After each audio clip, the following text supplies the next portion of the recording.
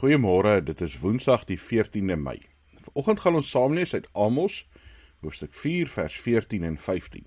Hier skryf die profeet Amos: probeer goed doen, nie verkeerd nie, dat julle kan lewe.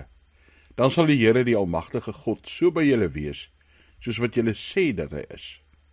Julle moet haat wat verkeerd is, julle moet lief hê wat goed is, julle moet opkom vir reg in die howe.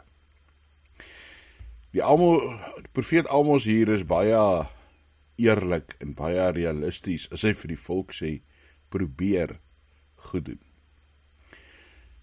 Ons word deur God gevra om te leef soos wat hy is. Goed, met liefde, met genade, met omgee vir ander, met barmhartigheid, met 'n sagte hand, met sagte woorde vir mekaar, om dit te haat wat verkeerd is, daarvoor lief te wees vir dit wat goed is. Maar dan sê hy in vers 14 se begin, probeer goed doen. Ongelukkig is niemand van ons volmaak nie. Ons maak foute, ons struikel. Ja, selfs kinders van God, selfs Christene maak foute, doen sonde. Maar dit moet nie ons strewe wees waarheen ons gaan nie.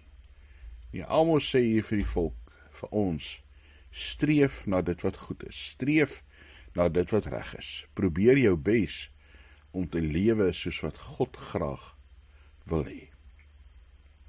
Dan sal hy die wêreld 'n verskil maak. Dan sal God ook in jou lewe sigbaar wees.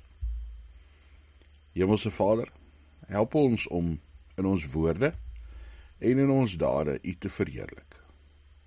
Here, ons bely dat ons baie keer sonde doen, dat ons maar struikel en val, dat ons nie altyd leef soos wat U wil hê nie.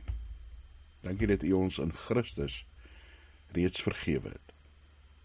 Lei ons deur die Gees, Here, om nou 'n dankbare, diensbare lewe vir U te lei.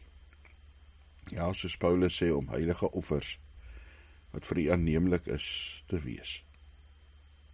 Maak ons, Here, sensitief vir hulle wat om ons is, vir die wêreld waarin ons leef, en gee vir ons deur die Gees die wysheid om die regte ding te doen.